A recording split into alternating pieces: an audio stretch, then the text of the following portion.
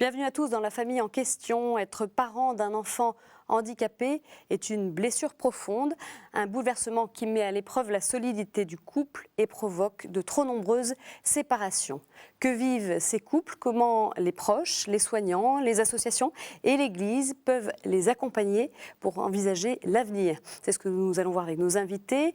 Deux personnes nous ont rejoints sur ce plateau. Frédéric Campion, bonjour. Bonjour.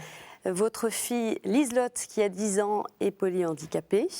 Vous avez également un petit garçon. Merci de venir témoigner. À vos côtés, Marie-Vincente Puiseux, bonjour. Bonjour. Vous êtes directrice de la rédaction de la revue Ombre et Lumière, qui est publiée par l'OCH, l'Office chrétien des personnes handicapées, une association qui est au service des personnes malades ou handicapées, de leur famille et de leur entourage. Merci de nous avoir rejoints. Enfin, on a le plaisir de retrouver cette semaine Jean-Louis Bavoux. Jean-Louis, bonjour. Bonjour Stéphanie. Alors cette question-là, elle vous touche personnellement, puisque vous avez une sœur qui est malade psychique. Tout à fait. Vous témoignez d'ailleurs dans les journées OCH pour frères et Ça sœurs. m'arrive. Voilà, donc vous nous apporterez bien sûr votre regard sur cette question tout à l'heure. Émilie et Olivier ont un fils autiste. Tous les deux cheminent pour accepter le handicap de leur enfant. Ils ont rencontré notre journaliste Élodie Fourneau. Reportage. Ça va mieux, je crois. Émilie et Olivier se sont connus il y a 12 ans, mariés depuis. Ils ont 2 enfants, Ulysse, âgé de 3 ans, et Alexandre l'aîné, qui a 5 ans. Dès 5 mois, Alexandre présente certains retards. Après plusieurs erreurs de diagnostic, il y a quelques mois, le couple a mis un nom sur la maladie d'Alexandre, un autisme sévère couplé à un retard cognitif. À 5 ans, Alexandre a le comportement d'un enfant de 18 mois. Tout se complique quand on a un enfant handicapé. Les moindres choses de la vie courante sont plus difficiles à avoir. À la scolariser Alexandre, il a fallu monter des dossiers, monter des réunions. Rien n'est acquis d'avance en fait. Et je pense que ce qui guette le plus les parents en dehors du fait de bien dialoguer, c'est le risque, c'est l'épuisement, c'est d'être submergé par tout ce qu'il y a à faire, à mettre en place. C'est pas l'enfant et son handicap, c'est tout ce que ça entraîne en fait. Quand Émilie apprend qu'Alexandre n'évoluera pas comme les enfants de son âge, arrêter de travailler pour faire le maximum devient primordial. Mais avec le temps, cette responsabilité peut aussi submerger. Au bout d'un moment, de vivre que autour du handicap justement a été trop dur pour moi. J'avais besoin de pouvoir aussi... C'était quoi était trop dur? C'était trop dur. Qu'est-ce que ça veut dire c'était trop dur? Eh ben, c'était que j'avais envie de retourner avoir une vie à moi et de travailler. En fait, c'est de pouvoir penser à autre chose, de pouvoir avoir un quotidien à moi aussi et puis avoir une vie sociale. Si Émilie travaille à nouveau depuis quelques mois, Olivier, lui, a toujours été très pris par son travail, conscient que sa vie de famille existe surtout le week-end. Une situation qu'il remet en question. Dans certains cas, et c'est là où ça devient un petit peu inconscient, et donc je sais pas dans quelle mesure c'est vrai ou pas vrai, mais il y a peut-être un peu de ça quand même, d'influence dans le choix professionnel, de se dire que là, le métier que j'ai choisi, la responsabilité que j'ai choisie, me donne une sorte d'évasion. Et donc voilà, c'est un bon prétexte entre guillemets pour ne pas rentrer le soir, dans certains cas.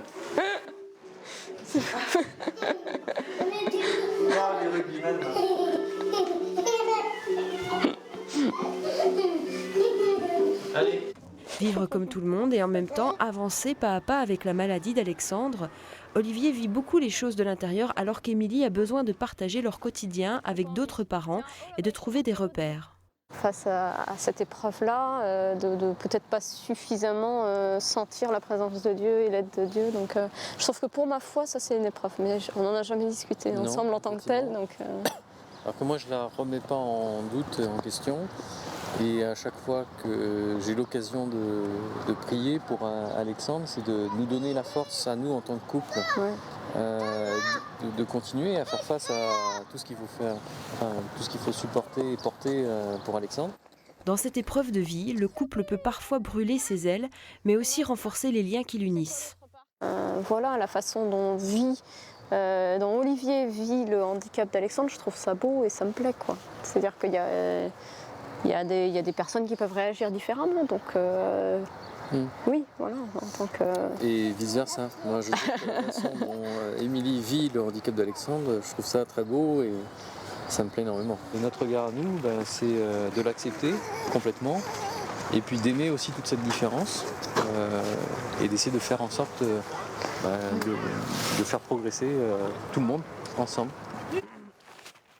Frédéric, c'est un peu votre regard, comme Olivier et Émilie, c'est au fil du temps essayer de faire progresser tout le monde face au handicap de votre fille Liselotte. Chaque couple a son chemin, mais je trouve que c'est beau de pouvoir entendre leurs témoignages.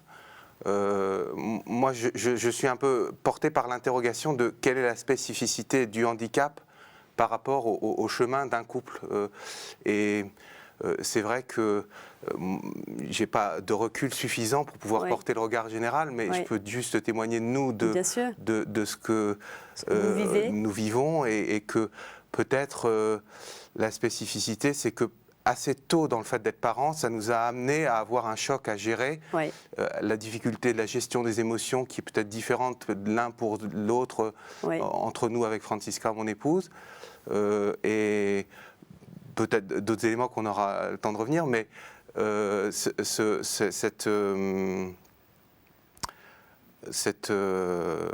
nous a fait devenir parents plus vite pour ce qui nous concerne. Liselotte a eu son handicap qui a commencé à apparaître à l'âge de 5 mois. D'accord. Voilà. Donc, des difficultés qui ont surgi très tôt finalement et qui vous ont fait réagir, vous, comment alors? Peut-être que moi, j'ai tendance à conserver mes émotions plus à l'intérieur de moi-même et avoir plus de mal à les exprimer, alors que mon épouse va plus les exprimer dans sa tristesse, dans ses pleurs.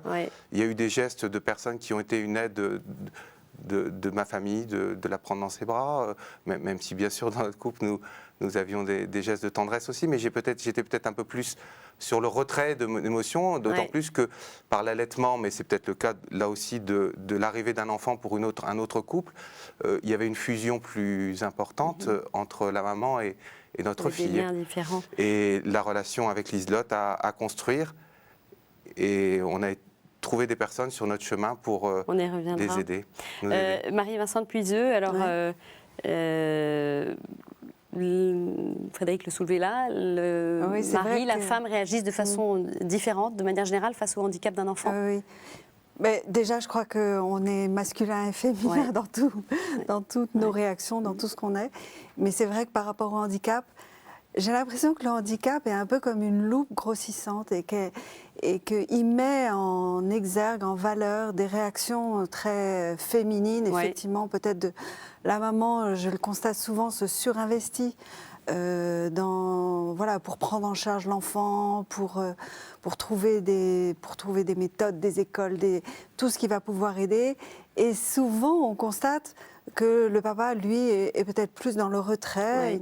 Il a besoin professionnel, par exemple. Il a besoin de se protéger, je pense, le papa. Et il se dit, il faut que je sois fort, il faut que j'assume. Et du coup, il adopte des réactions de protection que souvent on peut interpréter on pourrait interpréter par de la fuite. Olivier, là, dans le reportage, le disait un peu. Et il se pose d'ailleurs la question, il dit, est-ce que c'est pas une tentation de s'évader? Oui. Puis on peut comprendre parce que le quotidien est quand même lourd et difficile, et qu'un père a peut-être met plus de temps à trouver ses marques auprès de l'enfant, surtout quand il est petit. Vous êtes d'accord avec ça, Frédéric? Nous, on vit ces choses-là un peu à notre manière, c'est-à-dire que moi, ce qui me ferait un petit peu, c'est de trop grossir le handicap, parce que je voudrais quand même pouvoir dire que nous sommes heureux avec un enfant qui a un handicap. Mais est-ce que vous pouvez nous dire, en tout cas, qu'est-ce que cette situation-là a entraîné comme chamboulement? Pour notre couple, deux choses, je dirais. D'abord une mobilisation, et puis ensuite un réaménagement, un peu comme dans le cas d'Émilie et Olivier, avec une conséquence sur le temps de travail. Vous avez tout de suite été combatif, vous avez voulu prendre les choses en main? Dans les 5 premières années de Liselotte, c'est vrai qu'il y a eu une forte mobilisation pour essayer de l'aider le plus possible. Je ne dis pas qu'on a... après, on était devant le constat qu'il y avait besoin qu'un ou deux diminuent son temps de travail pour être plus disponible. Pour être plus disponible. En l'occurrence, ça a été vous? Alors là, ça a été moi, même si Francisca l'a fait en partie au départ. D'accord. Mais vous avez là, fait donc dans ce notre choix-là situation, d'être plus disponible pour votre fille. Et plus qu'il y a un réaménagement qui me concerne plus, moi. Alors, je signale que vous travaillez maintenant à l'Arche, donc c'est un réseau de communautés où vivent des personnes handicapées. C'est lié au handicap de votre petite fille, cette démarche-là, ça vous a ouvert à cette réalité du handicap, en fait? Vous avez souhaité vous lancer professionnellement dans cet univers? C'est vrai que l'Arche qui est par le message que j'y ai trouvé, que dans la fragilité, je peux recevoir beaucoup dans les visages de personnes, à chaque fois que j'y vais, c'est le cas. Et notre petite fille, à chaque fois que je la regarde, elle irradie beaucoup d'amour. Et ça m'alimente énormément. Donc je suis heureux d'y travailler pour le moment, même si la situation professionnelle est en chemin.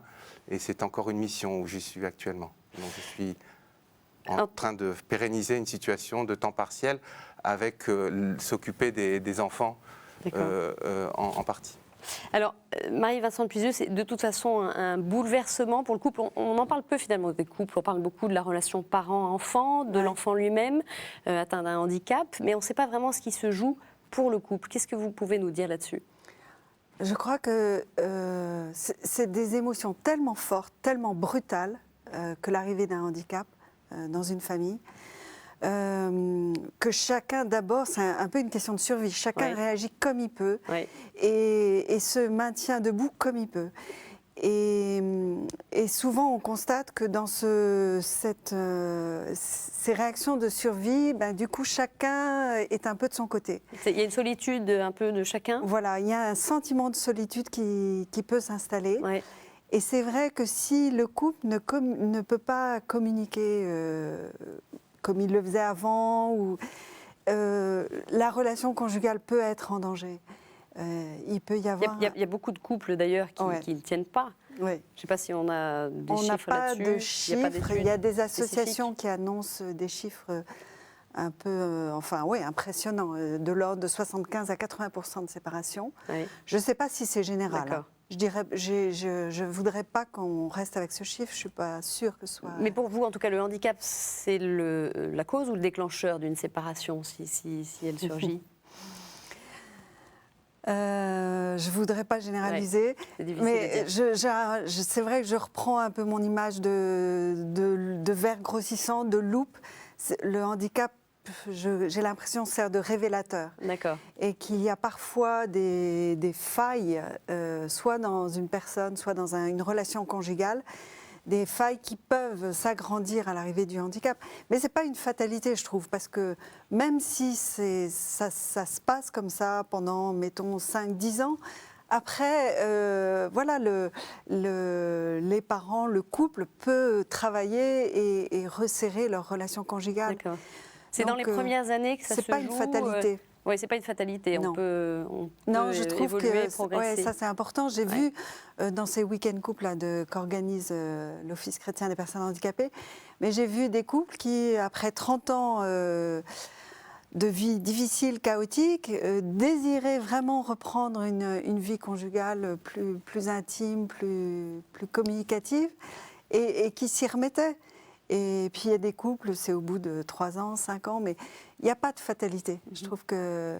Et qu'est-ce qui divise en fait le couple Est-ce que c'est les difficultés du quotidien, la lourdeur de certaines choses, comme elle le disait bien, Émilie, dans le reportage, c'est le risque, c'est l'épuisement, c'est d'être submergé, il faut faire des dossiers pour l'école, tout devient compliqué. C'est ça qui use le couple. L'épuisement fait que... Émilie l'explique bien, qu'on n'a plus d'énergie pour soigner sa relation conjugale, pour essayer de comprendre ce que vit l'autre, alors qu'on a l'impression que l'autre vit les choses complètement différemment, ou apparemment avec une indifférence, avec un éloignement. Souvent, j'entends les maris dire « mais ma femme, elle se surinvestit avec notre enfant et on a l'impression qu'il n'y a plus que notre enfant, elle n'est plus que mère ». Donc lui, il a du mal à trouver sa place comme homme. Enfin, voilà. Ouais. Et l'épouse, je les entends souvent dire, mon mari, je sais pas, il fuit dans le travail, on a l'impression qu'il est complètement indifférent, on a l'impression qu'il ne réagit pas. Et en fait, non, le mari, lui, il essaye de se protéger pour tenir. Frédéric, vous êtes passé par ces sentiments-là, même vis-à-vis de votre femme, de vous dire, elle est un peu fusionnelle avec votre fille ou pas pas tellement. Pas vraiment. J'aimais bien le titre aussi de l'émission Enfants handicapés, un défi pour le couple. Vous avez le sentiment que c'en est un pour vous, oui, quand parce même que oui, ça me fait penser à cette prière, puisqu'on est sur KTO de Mère Teresa. La vie est un défi, relève-le. La vie est un combat, accepte-le. Et c'est vrai qu'il y a des difficultés, mais je me sens et dans la relation à Dieu, et c'est là que je viens puiser, et je trouve que c'est une chance pour notre couple, même si nous vivons les choses sur le plan spirituel de manière très différente entre mon épouse et moi, mais c'est un peu le mystère que Dieu est là dans ce que nous vivons, et que il y a des difficultés. Quelles sont la part du handicap? Ce que je sais, c'est que dans cette souffrance et dans cette croix que nous avons apportée, il y a des... un Simon de Cyrène ou des personnes qui sont venues, je ne vais pas forcément les citer, mais des personnes qui nous aident à porter, et c'est extrêmement précieux. Et c'est précieux. Et qui nous aident aussi pour notre couple. Maintenant, pour le couple, on a besoin aussi de temps personnel. C'est-à-dire temps à que deux. déjà, quand il y a des enfants, c'est pas toujours évident d'avoir du temps personnel, et que c'est pour ça que beaucoup de couples, les statistiques aujourd'hui le montrent aussi, périclitent. Mais donc moi j'ai eu à lutter pour avoir aussi la possibilité d'avoir du temps de couple. Ça se traduit comment? Parfois vous partez tous les deux? On était dans un week-end couple au CH, et c'était un beau temps de ressourcement, parce qu'à la fois on pouvait voir le témoignage d'autres parents qui vivaient cette difficulté du handicap, et ça nous a beaucoup, nous avons beaucoup apprécié. Et puis aussi il y avait des temps personnels pour notre couple, et puis partir de temps en temps, un week-end ou une soirée. Et c'est vrai que l'entourage qui peut de temps en temps, ou l'association à bras ouverts qui nous propose. Donc il y a beaucoup de relais. C'est pas le lieu de les citer là. En tout cas, qui ont été des points d'appui pour vous et forts. qui aident aussi pour le couple. Alors, moi, Marie-Vincent, le couple, il s'en sort pas seul.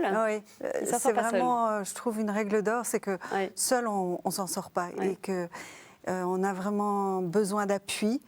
Voilà, l'appui des familles, des amis, qui parfois n'osent pas proposer leur aide ou sont parfois intimidés, etc. Moi, j'aurais envie de dire non, allez-y, proposez, soyez présents. Voilà, c'est essentiel qu'il y ait ces relais-là, parce que le couple doit pouvoir souffler. Tout seul. Donc ça, c'est une règle d'or, je trouve.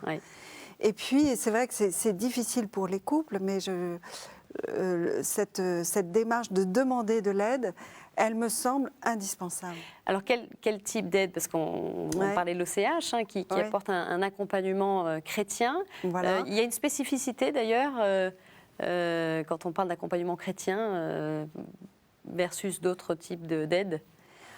C'est ce que tu disais de la présence de la foi. C'est qu'on reconnaît qu'il y a Dieu qui est là, et moi, c'est ça que j'apprécie dans l'OCH, c'est qu'on nous sommes ensemble devant Dieu. Alors, j'ai peut-être pas les mots, parce que mon épouse, elle me dit, t'es trop dans le moule.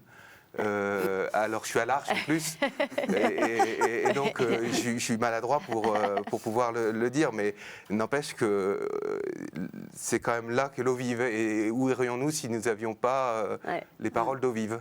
Voilà, donc ça nous nourrit, et je remercie beaucoup mon épouse, parce qu'elle est pour moi beaucoup de sources d'amour dans notre quotidien, dans la lutte que nous menons ensemble.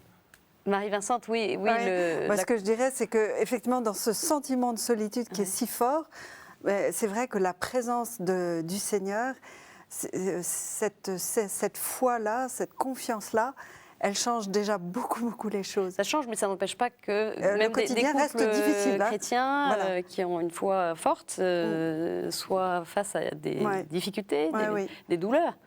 Ça, on n'y Et puis échappe pas. aussi, moi, je crois beaucoup que la providence de Dieu, c'est l'homme. C'est-à-dire que la présence de Dieu, elle se manifeste par les amis, par les proches, Ouais. par l'Église, par les associations. Et tu citais à bras ouverts, mais c'est vrai, il y a des communautés Foi et Lumière, il y a Relais d'amitié de prière quand il s'agit d'un handicap psychique. Enfin, il y a quand même beaucoup d'associations. Et je trouve qu'il faut frapper aux portes. Il ne faut pas hésiter. Ouais, il ne faut vraiment pas hésiter. Quand des couples appellent l'OCH, comment est-ce qu'ils sont orientés justement quand ils sont face à Alors à l'OCH, nous la avons nouvelle du handicap, ouais. ils sont désorientés, qu'est-ce que vous Nous faites? avons une équipe justement d'accueil, d'écoute, d'orientation. Oui. Donc c'est vrai qu'on passe beaucoup de temps à entendre, à écouter, à recevoir ce que vivent les familles. Et puis, selon les cas, pouvoir les orienter vers justement une association. On essaye beaucoup d'avoir des personnes relais pour mettre en réseau. Avec d'autres parents. Voilà. Voilà. Ça c'est vital. C'est vital d'être en lien avec des personnes qui vivent ça aussi.